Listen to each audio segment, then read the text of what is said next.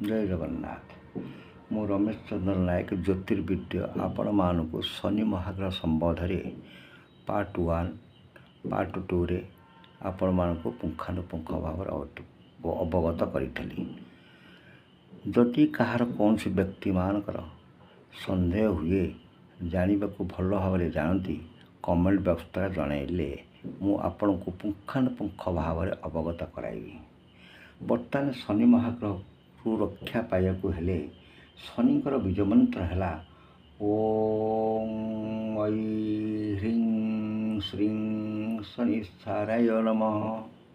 Number 2 है ओम प्रा पिं प्रं शनिश्चाराय नमः। यही साधना बा मंत्र शनिवार किंबा रविवार पुष्या नक्षत्र जोगरे आरंभ कले आपण शुभ फल पाइबे। नंबर 2 है शनि महाग्रह अस्वस्थ वृक्ष मूल अवस्थान करती।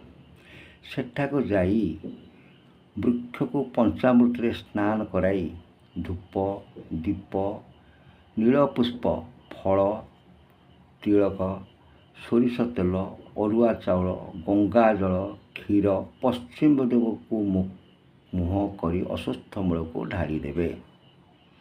यही प्रकार 19 शनिवार यही व्रत कले ता परदिन पिपीलेश्वर महादेव को पूजा कले आपण शनि महाग्रह रक्षा पाइबे।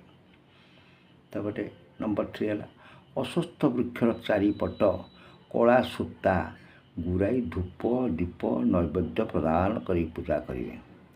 7 थर अस्वस्थ वृक्ष मूले चारिपट बुलिवे। यापर शनि महाग्रह को स्मरण करी नमस्कार कले शनि महाग्रह संतुष्ट हुए।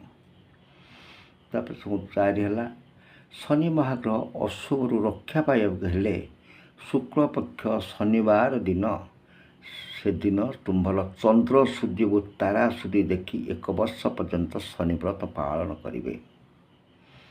तापर व्रत कला बेले कला कि नीलवर्ण वस्त्र परिधान करेंगे।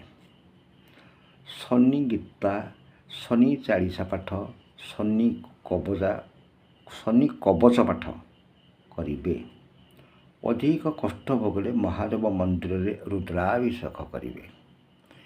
ये संबंध में वर्तमान आपण को पार्ट 3 जनइली। जार कौन सी बुझार पुंखानुपुंख थाए कमेंट बॉक्स द्वारा जनइबे। तापर आपण को पार्ट 4 पर अध्याय जनइबे।